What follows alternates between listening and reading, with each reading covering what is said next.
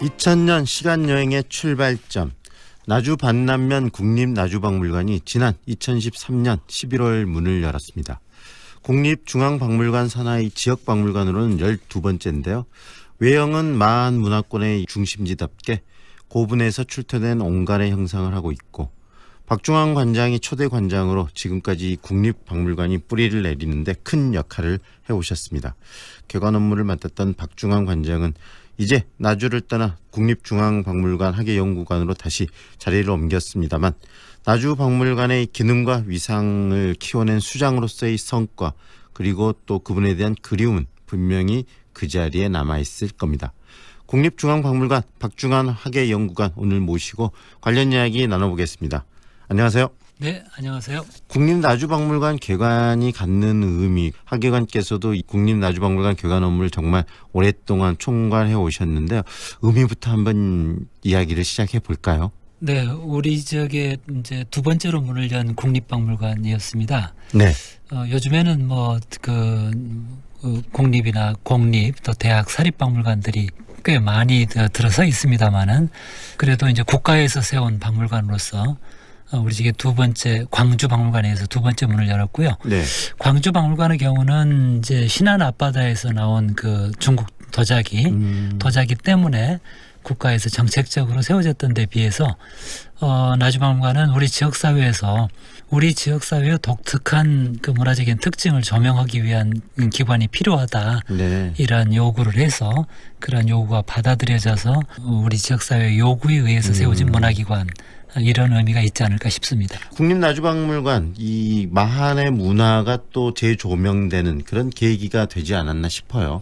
네, 그렇습니다. 그 마한의 문화는 이제 과거부터 우리 지역의 독특한 그 온관 고분이라고 하는 걸 통해서 이제 많은 사람들이 알고는 있었지만, 온관 고분 출토 유물들을 모은 국립나주박물관이 개관하면서 네. 좀 더 우리 지역사회가 우리 지역 고유의 독특한 문화와 역사를 새롭게 좀 들여다볼 수 있는, 그리고 관심을 가질 수 있는 그런 계기가 되지 않았을까 네. 싶습니다. 마한, 이 마한에 대한 이야기도 좀 들려주시죠. 네, 그 일반적으로 마한 그러면 영산강 유역에 뭐 백제하고는 다른 그 온과묘라고는 이 고분으로 특징 지어지는 고대 문화라고 이제 일반적으로 알려져 있는데요. 네. 그런데 대개 보통 사람들이 마한 그러면 사실은 좀 굉장히 까마득하게 그렇게 느껴지고 실체가 좀 뚜렷하게 이게 와닿지 않는 그런 느낌을 많이 갖습니다. 네. 그래서 이제 우리 고대의 이 지역은 삼국시대에 백제에 속해 있었지 않냐. 네네네.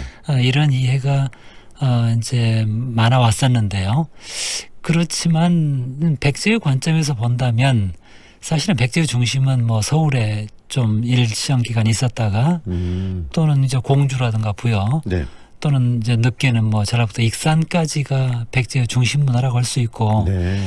백제의 관점에서 본다면은 우리 영산강 유역, 전라남도 지역은 사실은 이 변방에 속할 수밖에 없습니다. 그래서 백제 이전에 네. 우리 지역이 여태까지 우리가 일반적으로 알고 있듯이 우리가 한 번도 역사의 중심이라든가 한 나라의 왕도라든가 이런 그 경험이 없었던 지역이었다고 알려져 있는데, 네. 그게 아니라 그 과거에 삼국시대 이전에 있었던 문화 중에서 이 지역이 한반도의 어떠한 그 중심적인 역할을 했었던 그런 시대가 있었던 거 아닌가. 네. 이러한 관점에서 관심을 갖게 된 문화고요. 네. 그렇게 보다 보니까 삼국시대에는 결국은 변방으로 전락을 했지만 그 앞선 시대인 삼한시대에는 여기가 마한의 중심이었고, 네. 마한이라고 하는 나라는 결국 삼한시대에 마한 진안 변한 중에서 또 중심적인 그런 나라였기 때문에 네. 여기가 마한의 중심이라면 삼한시대에는 영산강 유역이 우리 한반도 남부 일대의 중심적인 문화를 갖고 있었던 지역이었던 것 같다. 네. 이러한 그 관심과 이제 그 관점을 가지고 들여다보게 된 문화입니다. 굉장히 중요한 부분인데 결국은 백제 중심의 역사 속에서는 이 영산강 문화권이 변방일 수 있지만 마한이라는 그런 역사를 생각하게 되면은 고대 왕국이고 직접 왕이 다스렸던 이런 국가에서 또 중심이었다 그 이야기 아니겠습니까? 네, 그렇습니다. 그래서 이 영산강 문화권 바로 이 호남에 있어서는 굉장히 중요한 역사적인 사실이 바로 마한일 텐데요. 하계관님께서 이렇게 마한에 관심을 갖게 된 그런 계기는 어디에 있으시죠? 뭐 대단히 일반적인 것이고요. 되게 그 고대 역사나 뭐 중세 역사도 마찬가지지만 연구자들이 자기가 이제 어떤 공부를 할 것인지를 선택할 때 우선은 좀 인연을 갖게 되는 게 자기가 태어난 지역과 자기가 살고 있는 지역을 중심으로 고대 역사의 연구 주제를 정하는 경향이 있습니다. 네. 그래서 뭐 충청도나 전라도, 서울 지역에서 태어난 학생들은 고대사를 공부해도 백제를 공부하고 네. 뭐 경상도나 경상남도 또 이런 지역에서 이제 태어난 사람들은 신라를 공부하고 이런 경향이 있는데 네. 우리가 속해 있는 전라남도는 백제인가 이런 좀 의문점들을 많은 사람이 갖고 있었고요. 그래서 정말 백제가 아닌 이 지역만의 고유한 정치체는 무엇인가 네. 이런 부분에 대한 관심에서 마한에 대한 공부를 대학원 때부터 네. 갖게 되었던 것 같습니다. 이 마한을 통해서 우리의 뿌리를 찾아가는 과정 속에서 이 마한과 만나고 또 그 마한에 대한 관심을 더 깊게 가지시게 된 거네요. 네, 그렇죠. 네, 이야기를 들으니까 이 백제 문화권과는 다른 분명한 차이가 있는 이 마한의 독특한 문화가 있었다는 말씀이신데요. 백제 문화권과 이 마한 문화권의 가장 큰 차이는 어떤 것이 있을까요? 뭐 연구자에 따라서 이제 견해의 차이가 좀 남아 있는 부분이기는 한데요. 네. 이 지역이 백제의 영역 안에 포함되어 간 시기가 상대적으로 빠르지 않다. 그러니까 서력 기원으로 보면 500년대까지도 이 지역이 토착적인 정치 권력과 고유의 문화가 남아 있었다고 하는 그러한 학술적인 주장들이 요 근래에 들어서 많이 나오고 있습니다. 네. 그러한 관점에서 본다면 이 지역이 백제에 속해 있었던 시기는 백제가 660년에 망했기 때문에 네. 사실은 뭐 150년 남짓 정도의 짧은 기간이었고 네. 그리고 이 지역에 남아있는 백제 고유의 그 문화라고 하는 것을 조금 뚜렷하게 추출해내기 어려운 것도 그 때문에 그런 겁니다. 네. 그리고 이제 가장 직접적으로는 우리 나주 반남이라든가 나주 다시면이라든가 네. 영암 시종면 일대를 중심으로 해서 분포되고 있는 고분군이 그 고분군의 형태가 백제의 석실분과는 뚜렷하게 다르다. 네. 이런 게 직접적인 근거가 될 거고요. 그리고 이제 우리 가까운 또 전라남도뿐만 아니라 광주 신창동에서 출토된 기원 전후 무렵의 다양한 생활 문화, 여러 가지 뭐 수없이 많은 생활용품들이 나왔습니다만은 네. 그러한 것들이 이제 삼국지 위지 동의전에 나와 있는 우리 민족 문화의 원형이거든요. 네. 우리 2000년 전에 살았던 네. 그 사람들의 문화가 백제 문화 이전에 있었던 삼한 문화, 네. 또 이 지역으로서는 마한 문화 내에 해당되는 것인데 그건 백제보다는 훨씬 더 이원원이 올라가는 것들입니다. 그러한 것들이 공주, 부여, 익산 지역에서 나온 백제 문화와는 현격하게 네. 형태라든가 기능이라든가 성격, 재질 그 모두가 다른 차이를 보이고 있습니다. 결국은 마한을 통해서 우리 역사적 주체성을 우리 영산강 문화권 더 알 수 있지 않을까 싶고요. 그런 과정들을 직접 찾아가고 또 그런 유적 유물들을 모으는 과정들 국립나주박물관이 개관과 함께 우리 관장님께서 해오셨는데 국립나주박물관에서 소장하고 있는 유적들 어떤 것들이 대표적인 게 있습니까?